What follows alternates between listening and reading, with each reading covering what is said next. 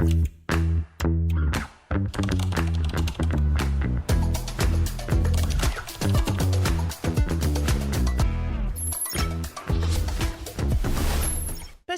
and welcome to Inside Albania with me, Alice Taylor. This week I have something of a mixed bag for you. I'll be taking a deeper look at the Italy Albania migrant deal as debate continues to rumble on both locally and internationally. I'll be discussing a rather unexpected proposal from MP Erion Brace, and last but not least, what should happen to the body of famous Albanian intellectual Fan Noli. Let's get started. The Albanian government has approved the agreement signed by Prime Minister Edi Rama and his Italian counterpart Giorgia Meloni relating to the processing of asylum claims by Italy on Albanian territory, with the next step being a vote in Parliament. The Memorandum of Understanding will see 2 centres set up in northern Albania, which will deal with the evaluation and processing of asylum seekers and refugees rescued from the Mediterranean by Italian vessels. The structures would be built, funded and operated by Italy under Italian jurisdiction, wholly closed, guarded by Italian authorities and also by Albanian police outside.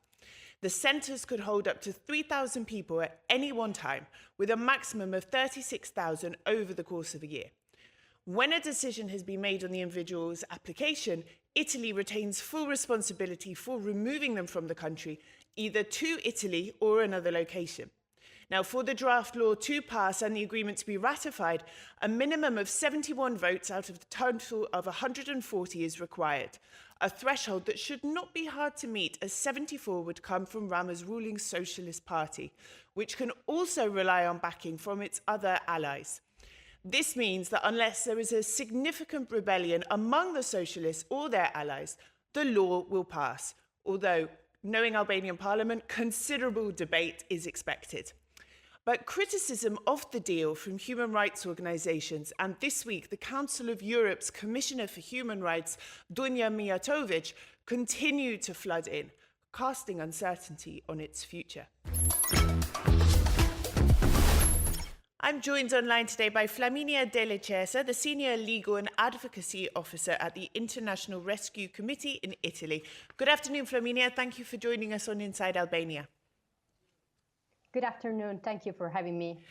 Now, regarding the deal, the dust has settled somewhat. It's been 2 weeks since it was signed, and there's been a bit more information about it since then, plus lots of assurances from politicians that absolutely everything will be fine.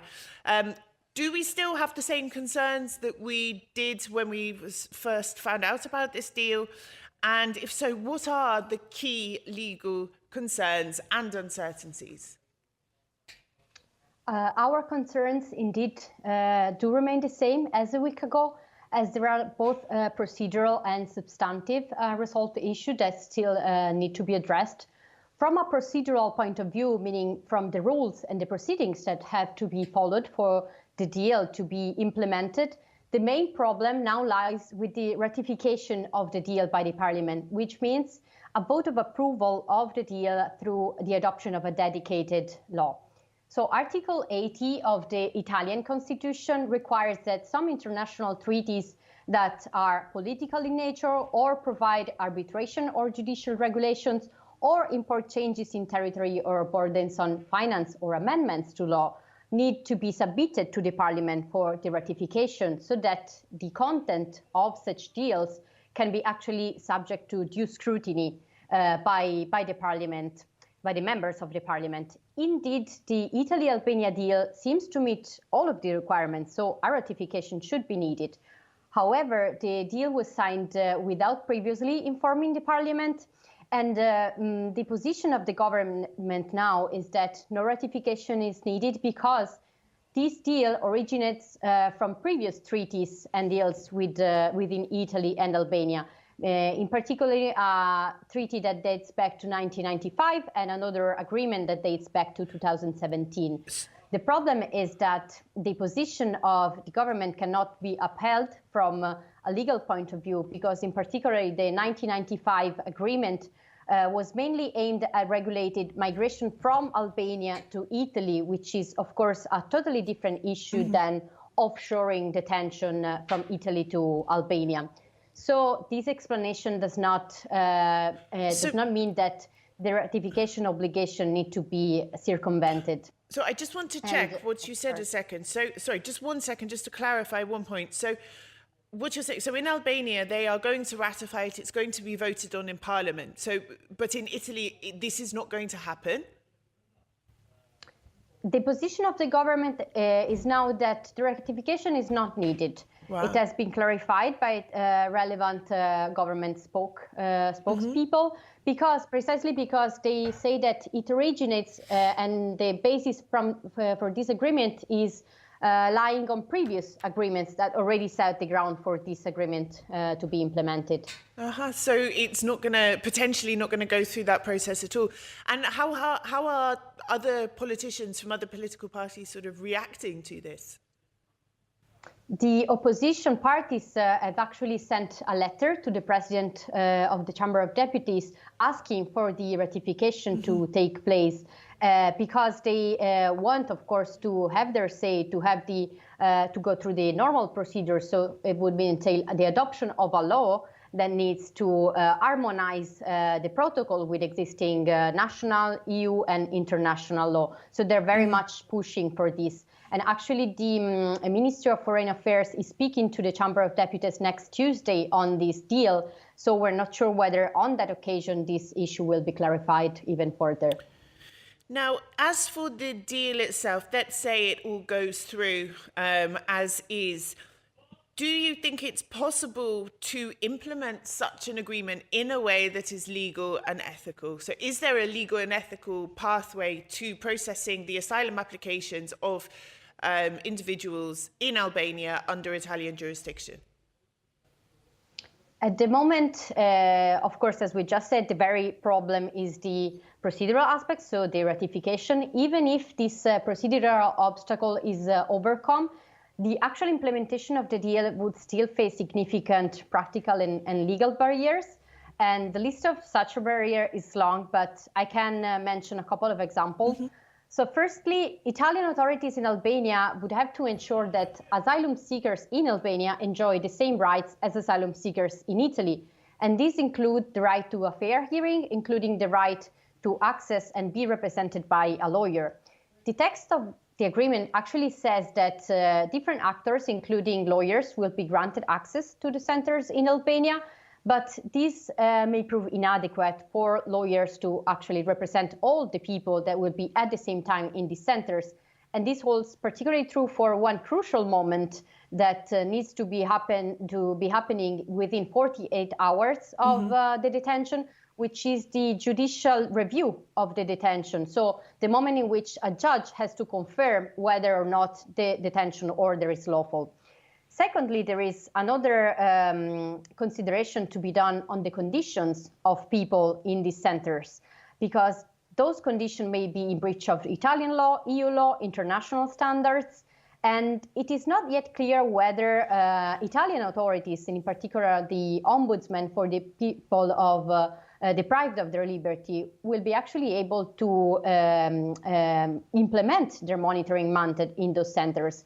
And less than 1 month ago, the European Court of Human Rights actually found Italy guilty of subjecting 3 Tunisian migrants to inhumane and degrading treatment in the Lampedusa hotspot in 2017 and 2019. So if the conditions were not considered adequate and in alignment with international standards in Italy, it is very likely that the same may happen in centers in Albania.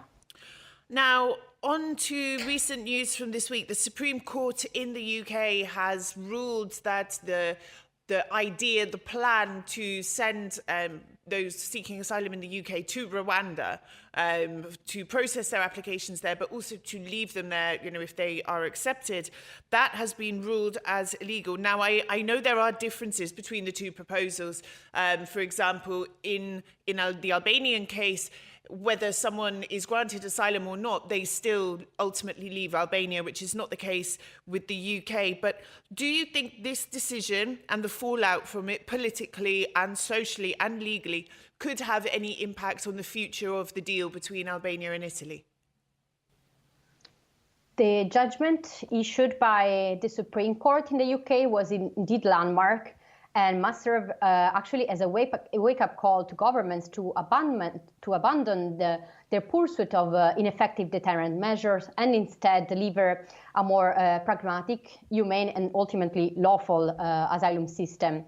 And the Supreme Court in the UK found that the UK policy is unlawful and that there are substantial grounds for believing that the removal of claimants to Rwanda would expose them to a real risk of ill treatment by reason of refoulement, in breach of Article 3 of the European Convention on Human Rights.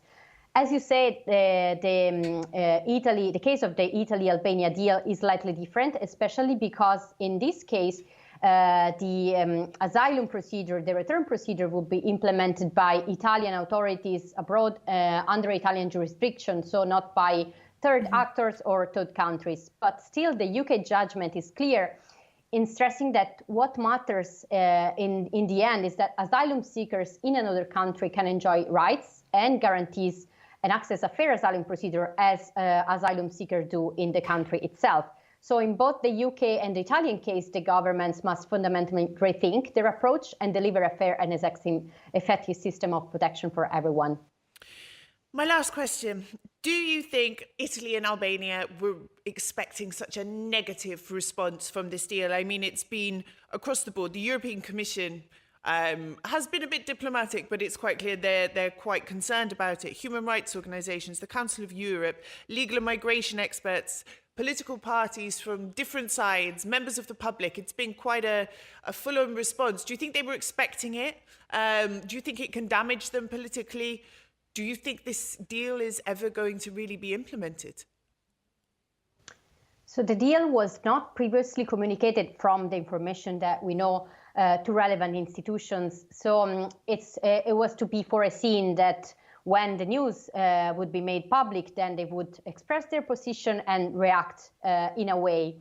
In addition to the UK Rwanda example that we just mentioned, this is not the first time that a EU member state tries to look into the possibility of striking an offshore migration deal, but there are, in the end, fundamental reasons why these past proposals have not gone ahead, and this might apply to this case as well, because eventually the process of offshoring is beset with several flaws on moral, legal, practical grounds, and fundamentally outsourcing responsibility to assess asylum claims cannot be consistent with the member states' human rights obligation.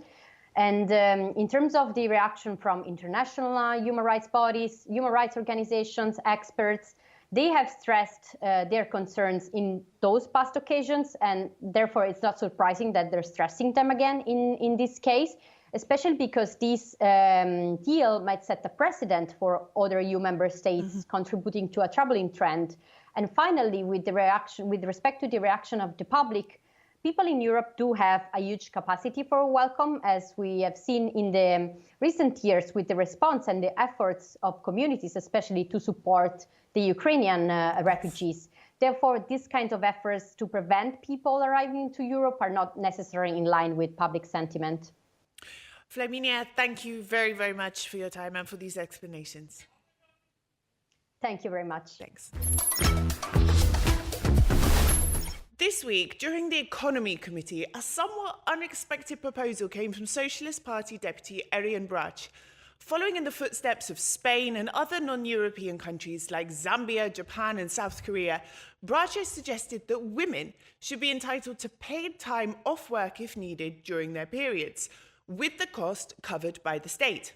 He also said that VAT on products such as tampons and sanitary towels should be banned to make them more affordable for women and girls. Now, at least a third of women suffer from severe period pain, which can cause fainting, vomiting, migraines, and extreme levels of pain.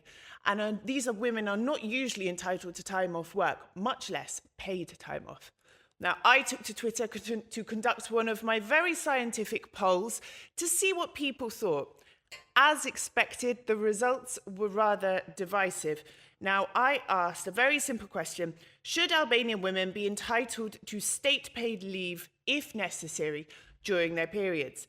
Out of 553 votes, 58%, said yes, 34% said no, and 8% had something else to say.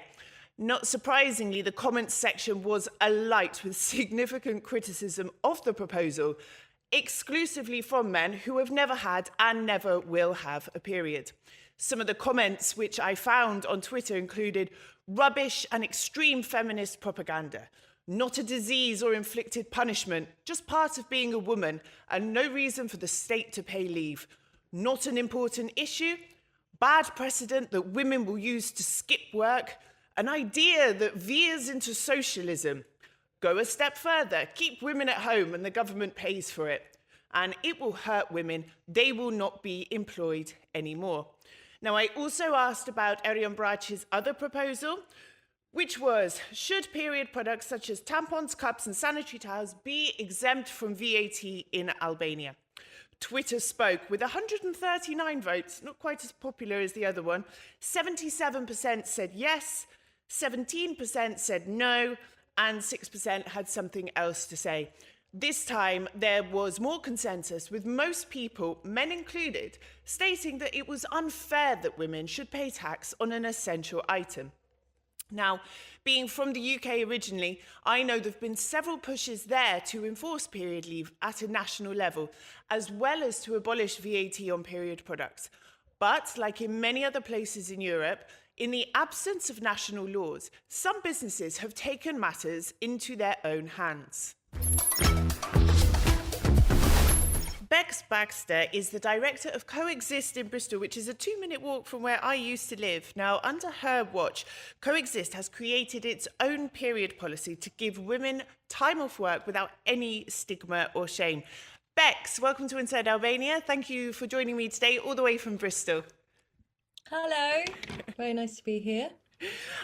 Now, I asked a lot of my Twitter followers what they thought about the government's sort of idea to introduce period leave paid for by the state here.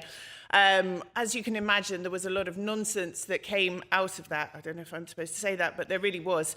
But some of the more reasoned objections to the proposal were concerns that women may abuse the system in some way, or that employers would lose money, it would be a burden on employers. Also, perhaps, maybe that it might put employers off wanting to employ women. Now, as you've implemented your own policy at a company level at Coexist, can I ask you, has productivity decreased? Are women taking sort of days and days off every single month? Have you lost money? Have there been any unforeseen issues? No, not at all. In fact, the opposite. We were a smaller company, so we can only, there isn't one size that fits all. So we created a policy that served our company and our people. But what we found was women, because it was actually not just paid leave. There was 1 day paid leave, but people could put back in the time that they'd taken out. So it was a flexi time policy. And what that did was it mitigated the stigma, which a lot of the women, even in our organisation, feared, even though they were very open to the concept. So in order to put back time in meant that there was no special treatment or the sense that there was. So a lot of women actually found that it made them more productive because they could use their time effectively and more efficiently. So by that you mean if I wanted to take off, say, a day and a half because I felt terrible, like I was dying, then I could then put those hours back at a time where I'm feeling really motivated and switched on and ready to work. So no one's actually losing out. Absolutely. So that's the model that our group of women decided they wanted to try. So if it was really bad on the first day, we wanted to give something towards it. So we offered 1 day paid leave because we wanted to separate sickness from menstrual issues, because menstruation is a natural cycle that happens for all women, and we didn't want it to be associated with sickness because it's actually not a sickness. We wouldn't have children if we didn't have a menstrual cycle. So it was more about sort of acknowledging that and not just putting it all in a sickness band. My other question is, well, actually, this was something quite interesting here. We had people on TV saying, oh, it's not a sickness, they don't need time off, they've just got to sort of get on with it. And it's interesting that you say, you know, it's not a sickness, it needs to be made different from that. Can you explain a bit more about this approach to it to maybe help our viewers understand that while it's not a sickness or a disease, it is something that still needs time off sometimes? Absolutely. So we're human beings with human bodies with natural cycles, and acknowledging that. So one of the things I'm really interested in is helping organizations become more human in our response to all of our needs. So in my TED talk, I say that it's a power, not a problem. That menstrual cycles, also what we've noticed through research through our team, is that the front of house team, where they're constantly dealing with members of the public, their issues with their periods would be stronger because they weren't able to give themselves time out when they needed it very easily, because it's just a constant ask, and they have shifts. So rather than being able upstairs in the offices to take time out and go to a quieter room, which we'd offer to people, they'd have to just keep going. So we noticed that actually giving women time out when they are menstruating allows women for the rest of the cycle to come into their full power. So we're meant to rest when we're menstruating. It's an inward time in the cycle. And then if you do that properly, the spring time of your cycle is energized, it's empowered, and all the way through. So we can actually start to heal the imbalances in our cycles if we actually acknowledge it. But a taboo means you don't understand something. A taboo means we've rejected something. We don't want to look at it. We don't want to understand it. We don't want to research it, give it time. And not knowing what to do with something, then, and if it's not given what it needs, it sort of exacerbates the symptoms. If that makes sense. It does. It does. Now, I know you have designed this policy for a small company, but yes, I want to ask you, in your experience, let's say the British government were looking at sort of introducing this on a national level. What would a good policy look like? I mean, for example, should it be like you suggested, you know, where women can have flexi time? Should it be state paid? Should it be split with the employer and the state?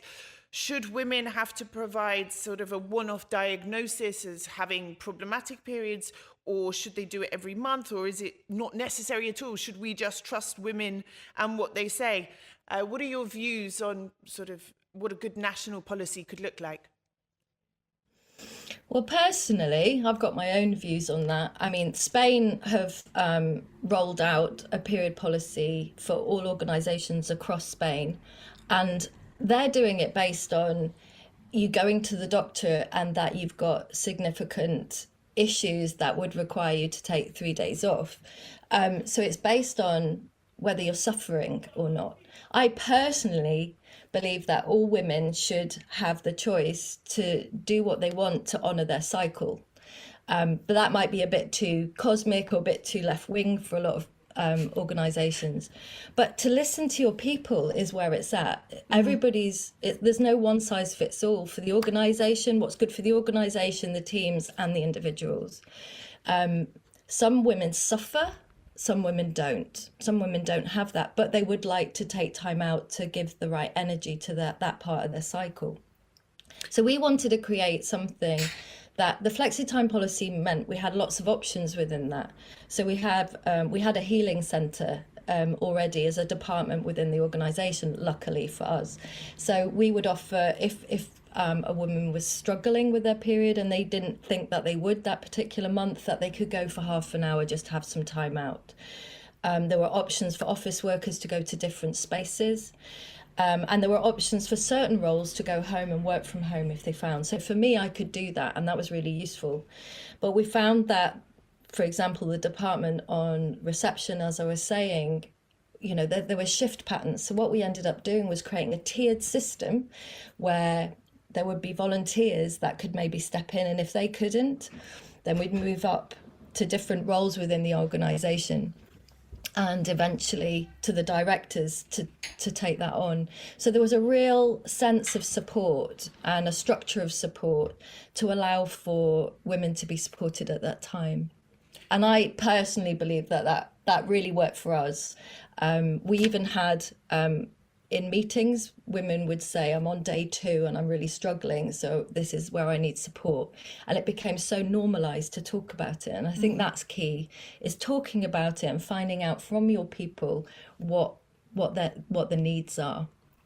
So in conclusion, like sort of at a national level, it should be on after listening to women, but also giving options and flexibility, because not everyone has the same needs when it comes to this. Absolutely. Now, my last question, and I am in favour of this policy. I do think it should be in place at a national level, and I think it's great that the state could potentially fund it.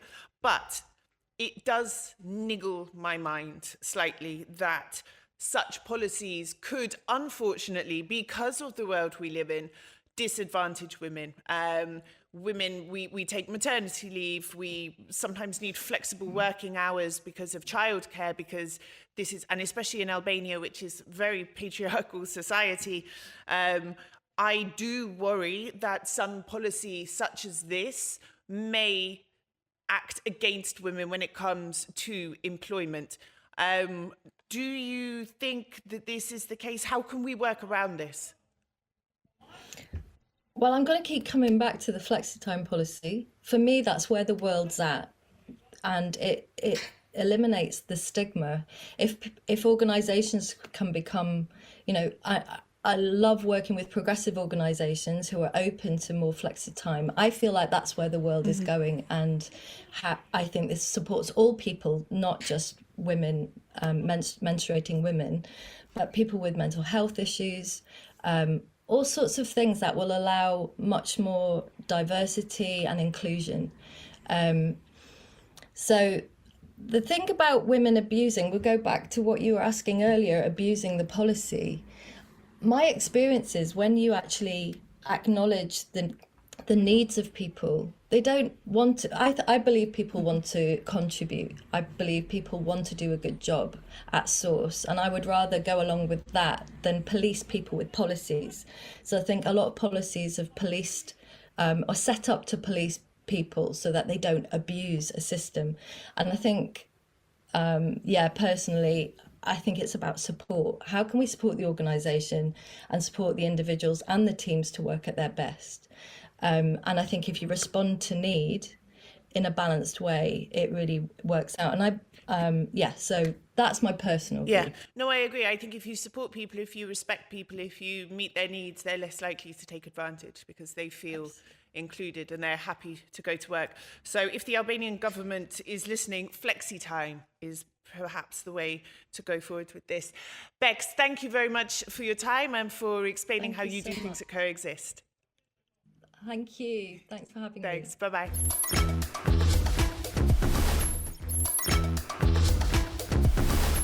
Dr. Skender Murtazani is an Albanian doctor living and working in the United States for over 3 decades.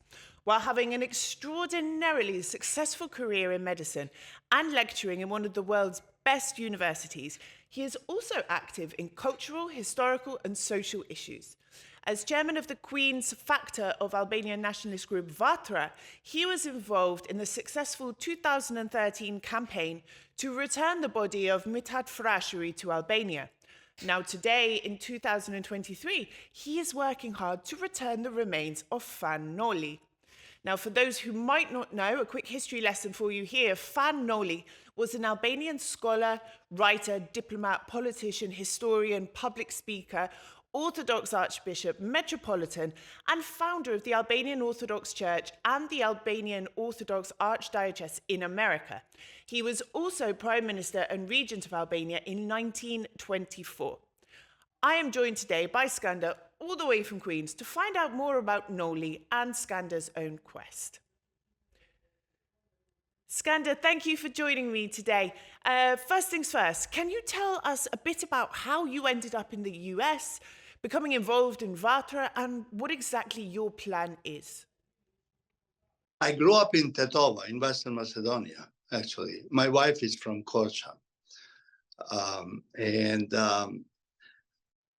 our family was in this national movement and never accepted to be a second-hand citizen like in Yugoslavia. That's why maybe this national progress in our family lied with generation. I finished my medical school in Skopje in Macedonia. Luckily, I met a wonderful woman in my town who was related to one of the physicians, and we kind of had things in common, and end up that I had to go to USA. And I started from the bottom, doing any kind of job, then working for maybe $4 an hour, handing the reports to different physicians. And one of them caught my eye. We were talking to each other.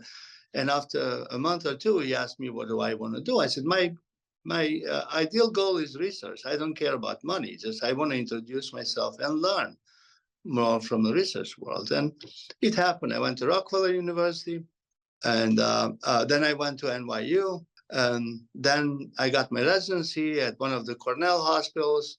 I'm assistant professor of clinical medicine at Cornell, which warms my heart a lot.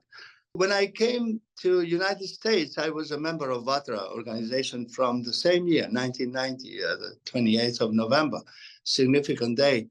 In 2013, we thought maybe it's good if in our country we have foundation of all the people who work for the country with a heart, pay every penny they gave for the movement, so we can have a very developed nation and conquer it in a positive way with other nations in Europe. And one of them was Mithat Frashri. And fortunately, also Noli was one of the, I call him the genius in every way. Mithat Frashri and Noli, they really, they're missed in our fatherland because all their life they worked for that side of the world. Now, I understand you successfully repatriated the body of Mithat Frashri, and now you want to do the same with Fan Noli. Can you tell me a bit about how you want to achieve this and whether there are any obstacles that lie in the way, either here in Albania or in the US? I just want this idea, say Frashri is repatriated. I'm very happy. I think after I approached the Prime Minister in 2013, when the doctors came to visit Albania and on his request and to participate in Albanian healthcare. In the meantime, I said, listen, Mr. Prime Minister, I'm reading about Frashri and I'm finding fascinating, and he belongs to the nation. Why are you ignoring him, And I think he should be repatriated. It took a few years, but it happened. With Noli, it's a little bit more difficult. I don't know why. It's same as you have a Thomas Jefferson somewhere in Europe, and USA wants to have Thomas Jefferson at home. Do you think US will stay quiet for this very normal thing? And I don't know why the Albanian political and whatever intellectual and academy are so quiet for this. I think we're going to send a letter to the parliament, and we'll start with the parliament, but also we'll notify the prime minister, who is, I think he is open to those nice ideas. Okay, so if Edi Rama is watching, he's been on the show, so maybe he is following, who knows, what message would you like to convey to him? He did a remarkable job with Mithat Frashri. I think it's very important for our history, for our future, for our youth, to learn from those great leaders. And we need in Albania to have a different approach. I'm not thinking of changing borders. There will be no borders, but we have the same language. If now we are promoted as one of the oldest nations in Europe and also having the oldest language as well, it's very important to have this foundation. Okay, who are the movers in this place?